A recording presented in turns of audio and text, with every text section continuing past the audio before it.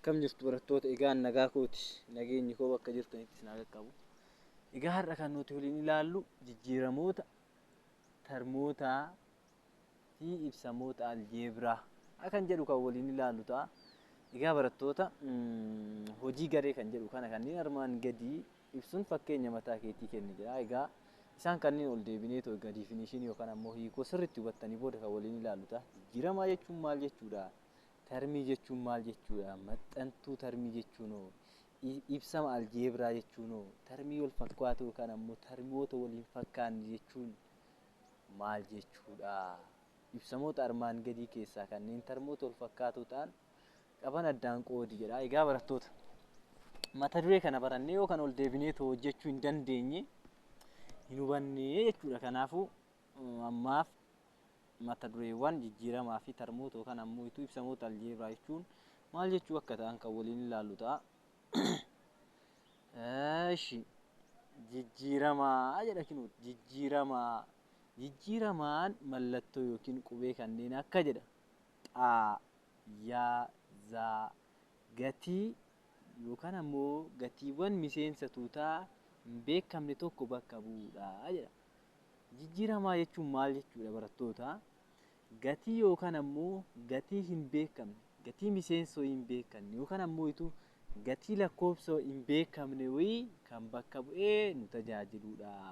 Haaluma kanaan yommuu mallattoon qubeewwan gatii lakkoofsa adda addaa bakka bu'an jijjiiramoota jedhamu. Maal jedhaa? Yoggaa qubeen fakkeenyaaf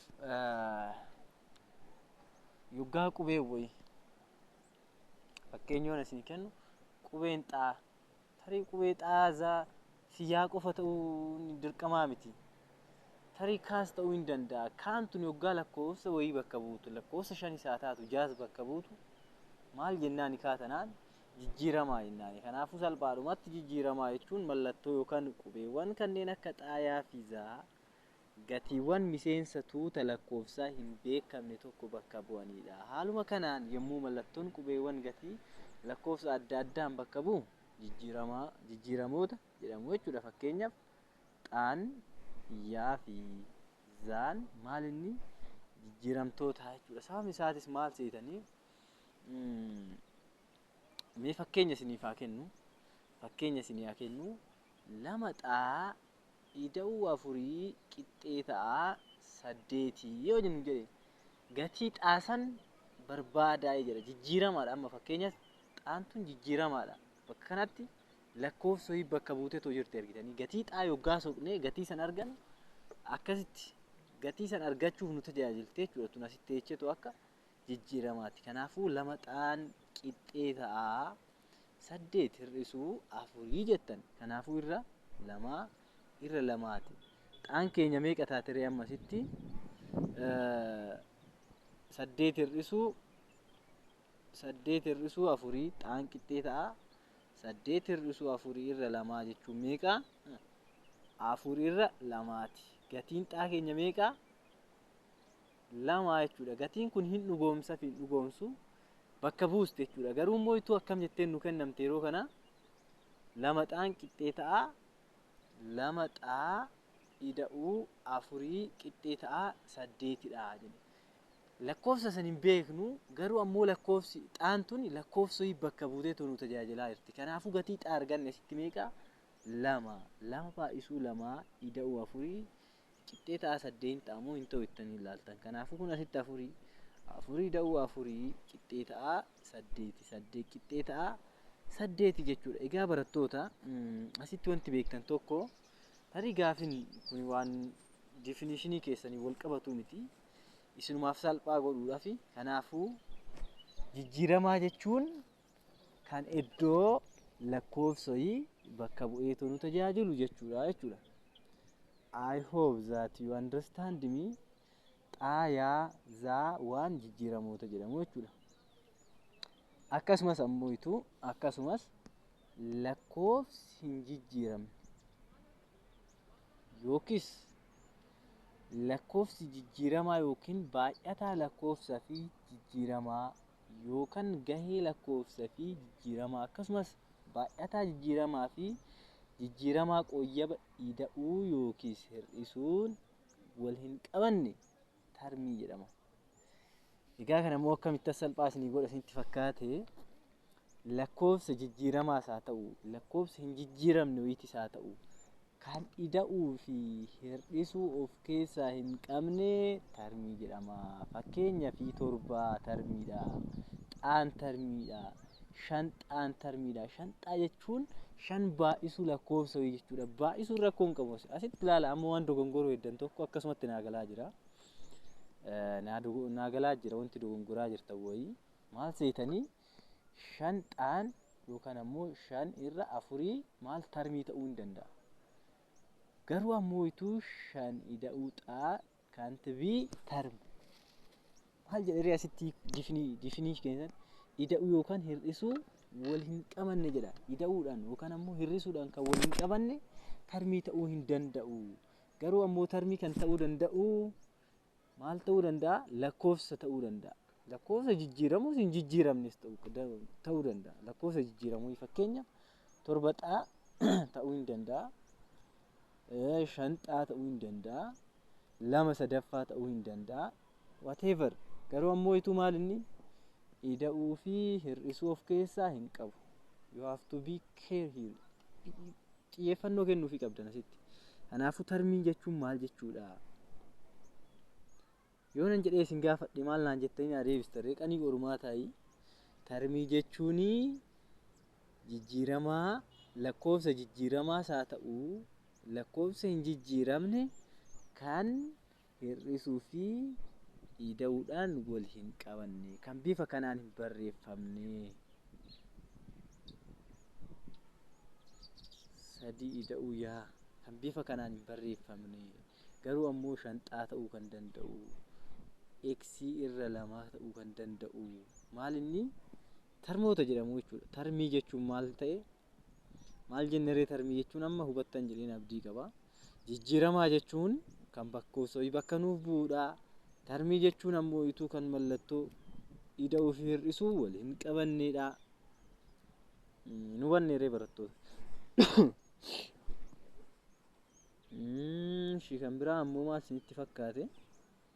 7 hin jirti, xaan hin jirti, yaan hin jirti, 5 xaan hin jirti, negatiiva 7 aan hin jirti, xaayaan hin jirti, 4 MN hin jira, 2 jala sadaffaa xaayaazaan hin jira, 6 xaa squarein tarmoota aljeebira jedhaman. Maal jedhaman kunniin?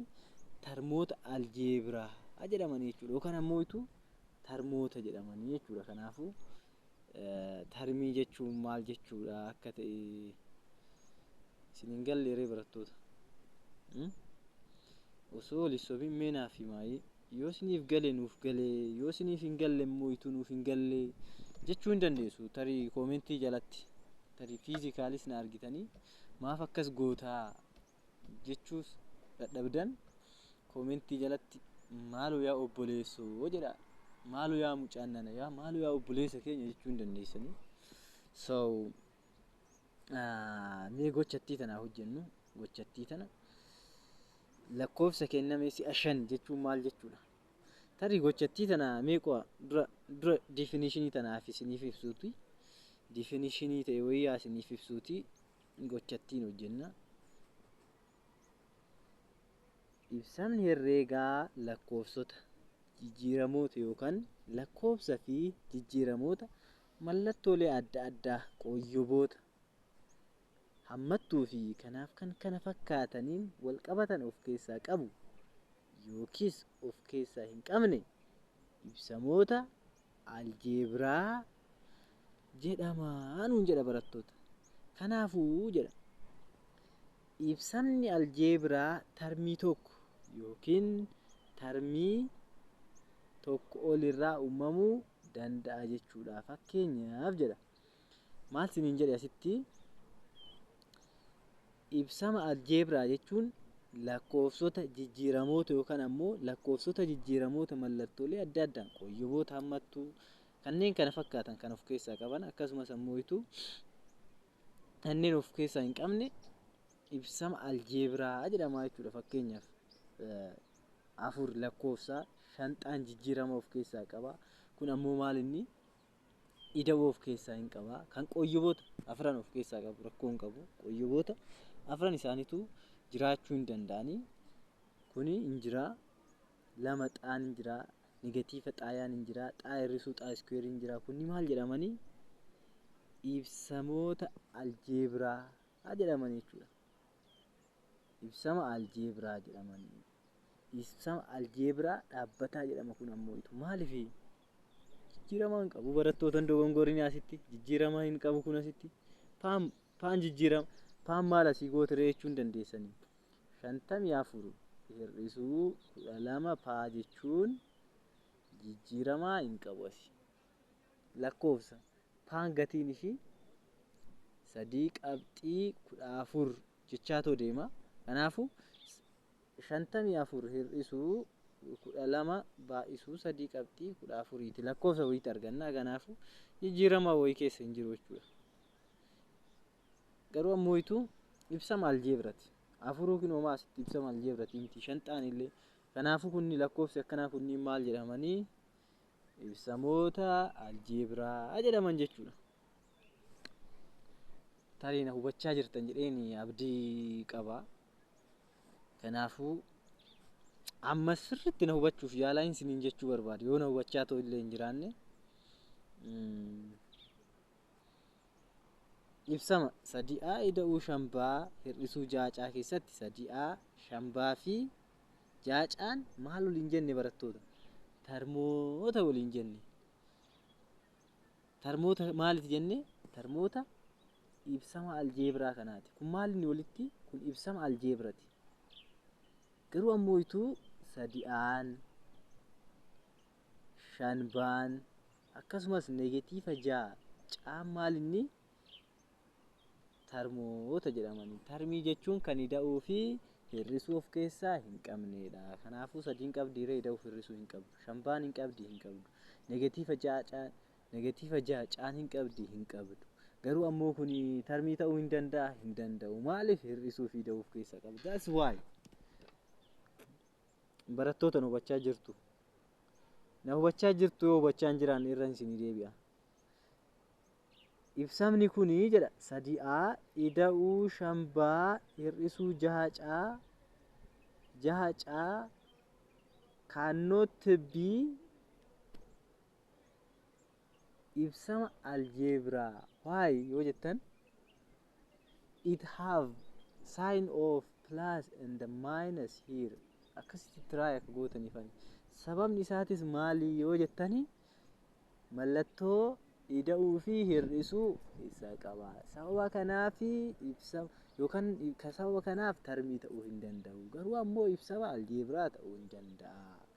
And when you come to here 3A 5B and negative minus 6C can be term. Why yoo jettan it doesn't have sign of plus or minus. Sababni isaatis mallattoo ida'uu fi hir'isuu of keessaa hin qabu yookaan ammoo ittiin wal hin qabatu. Tarmii maal inni? Ibsama aljeebraa maal inni?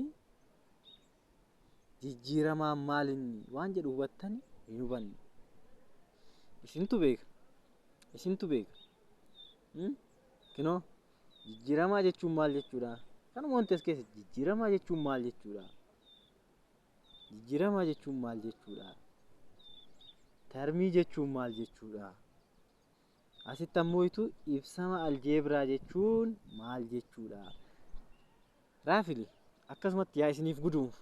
Isiniifan guduunfa. Guduunfuu qofaaf. Jijjiiramaa jechuun kan lakkoofsa bakka bu'u xaa yaa zaadha. Tarmii jechuun lakkoofsa 5 xaa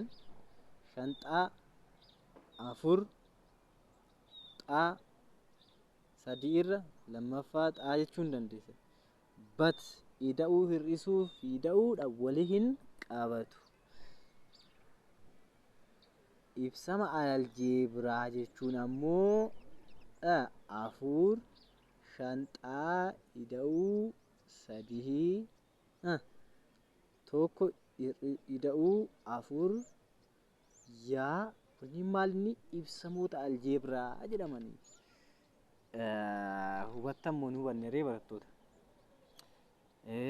Egaa hubanne jettanii irran dabara maaltu na galche.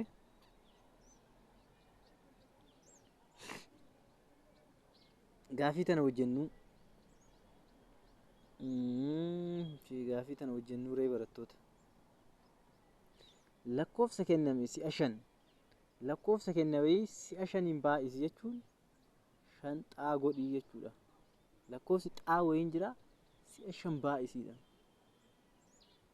Akkasii ree barattoota. Lakkoofsa kenname si'a 5 shanxaadha ree akkasii miti. Lakkoofsa tokko kan 3 caalu maalinni xaa ida'uu 3.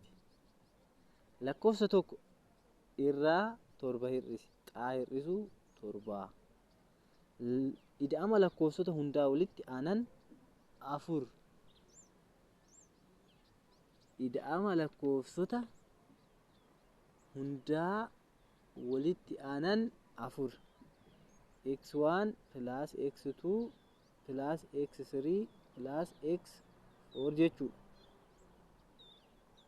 Kanaafuu gaafuma akkasii asitti ni ilaalla kinooti.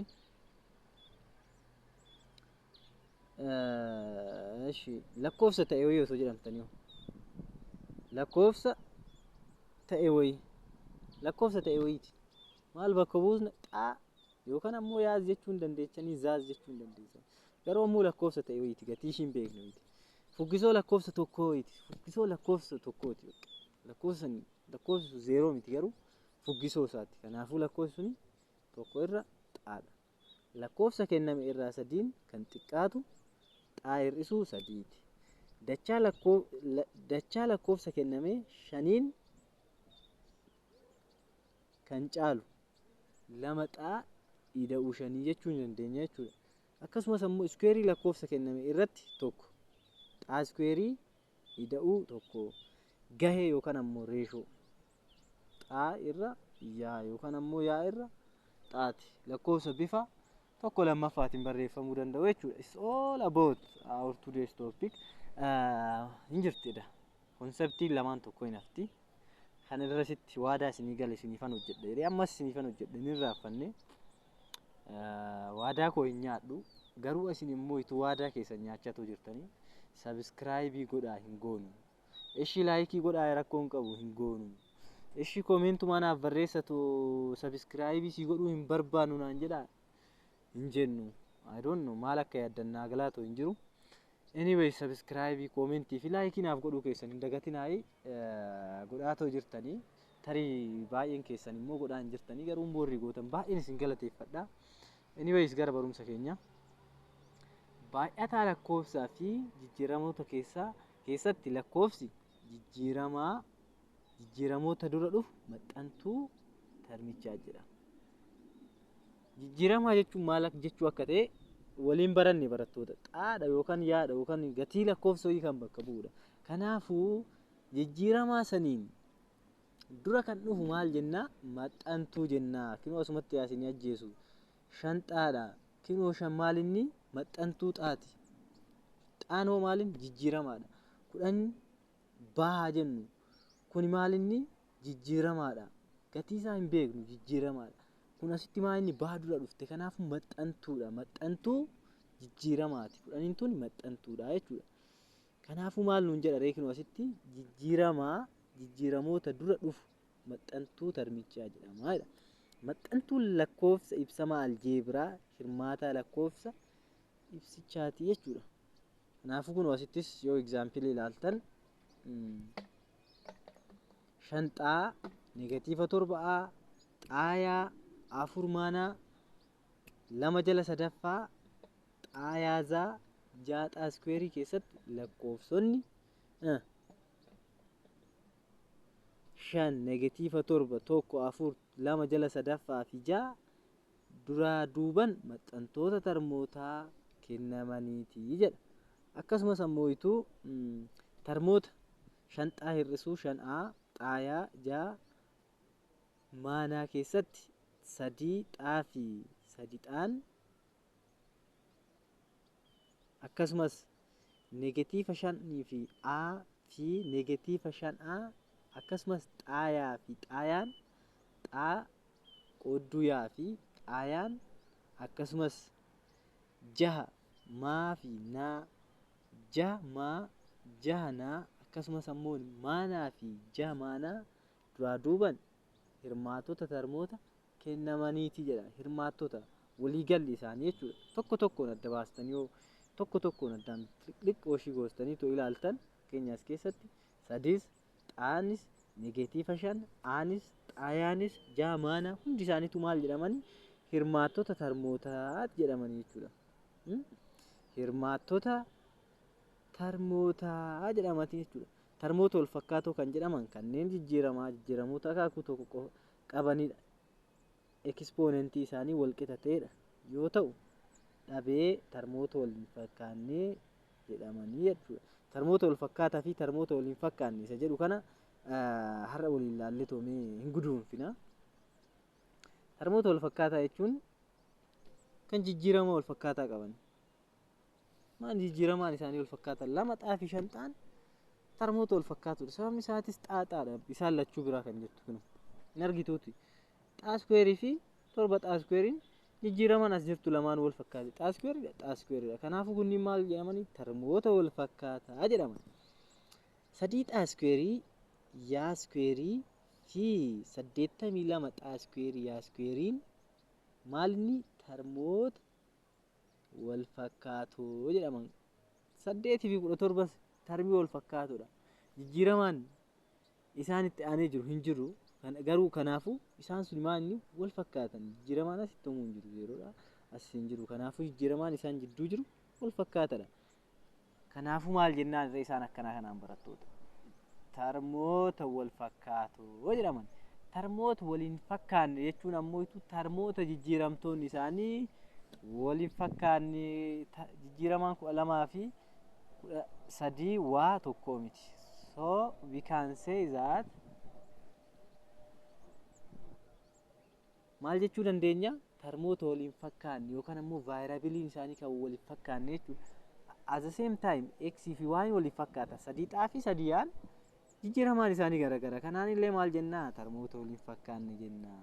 4 xaa kiubii fi 5 xaan ekspoonentii garagaraa qabanii. Kanaafuu maal jennaani tarmoota waliin fakkaanne jennaani. 8 xaa fi 17 jijjiiramaa garagaraa qaba. Asitti ammoo garagarummaan isaanii maal inni xaanuu akkuma jirtutti taatee garuu ammoo ekspoonentiin isaaniitillee yoo waliin fakkaanne tarmoota waliin fakkaanne jettanii guduunfattanii jechuudha. Barattoota hubattanii tiitooriyaalii har'aa asirratti dhaabuunidha. Yoo hin hubanne jettan lakki barsiisa maaloo irra nu deebi'i jechuu ni dandeessu. Kan ishee duratti waadaa hin nyaadhu kaan waadaa hin nyaadhu duraa isinitti himeen jira. Isinis ammoo waadaa keessan hin nyaatina. Sabiskiraayibii, koomentii fi laayikiidhaan waadaa keessan nyaachuu fi nyaachuu dhabuu keessan naaf ibsaa. Even yoo sabiskiraayibii iyyuu goottan koomentiidhaaf naaf ibsaa. Nyaa ilaallu kanneen armaan gadii ibsuun fakkeenya mataa keetii kennida. Jijjiiramaan maaliin barattoota jijjiiramaa hin deebistan taanaan amma difficult ni ulfaata. Kanaafuu filis jijjiiramaa jechuun maal jechuu akka ta'e naaf deebisaayi. Jijjiiramaa jechuun qubee yookaan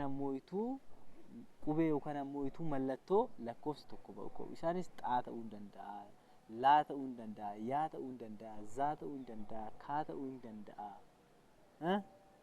Kanaafuu kanneen maal inni jijjiiramaadha. Tarmii jechuun ammoo jijjiiramtoota yookaan ammoo lakkoofsota mallattoo ida'uu fi hir'isuudhaan wal hin qabanne yookaan ammoo walitti hin haxxiramne.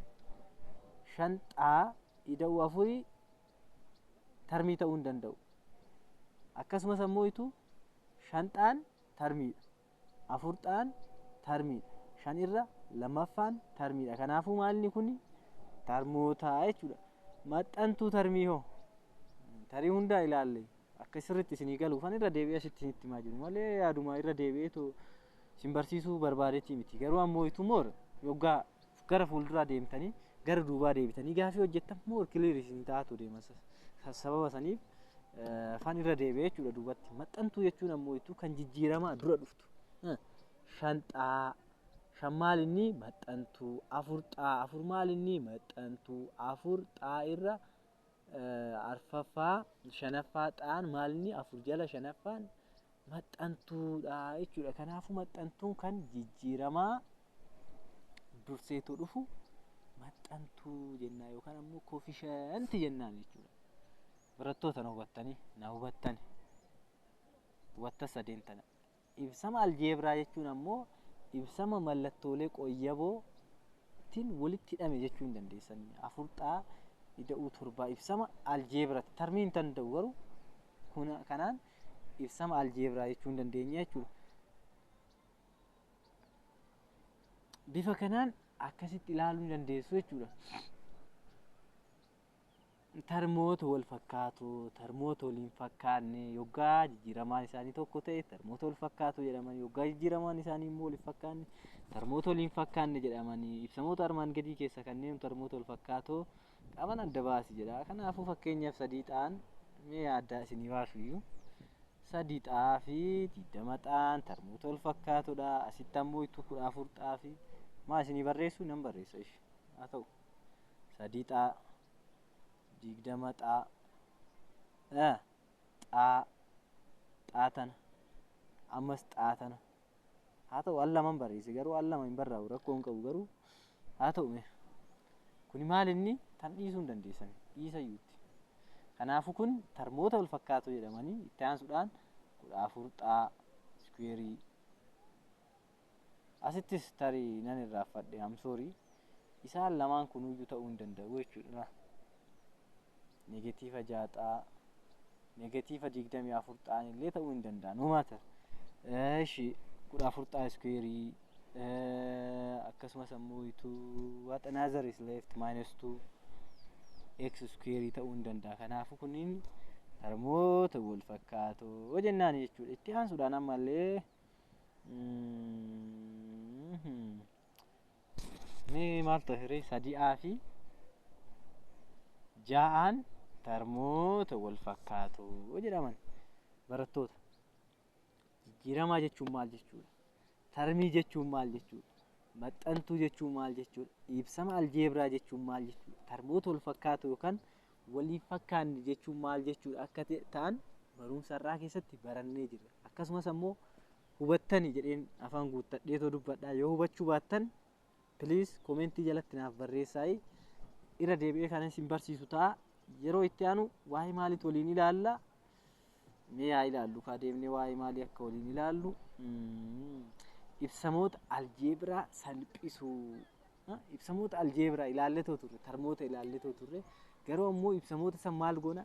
Salphisna. Hin salphisna. Akkamitti akka salphisnu sirriitti kana sitti argisiisu ta'a. Paartii itti aanu irratti examples exercise wajjin hojjennee akkasumas ammoo afur qabxii lamaa kana himoota wal qixaa sararaa waa jijjiiramaa tokko furuu kan jedhu kan waliin ilaallu ta'a. Haga sanittuu baay'ee galatoomaa. Garuu ammoo itu subscribe godhuu keessan hin dagatinaa. Asumaan dhaamsa koo dabarsu subscribe naaf godhaa.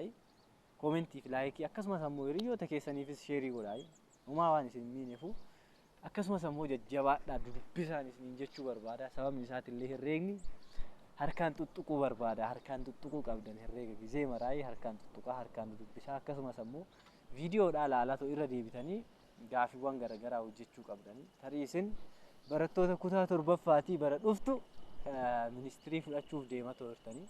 Kanaafuu please ofirra hin ciisinaa.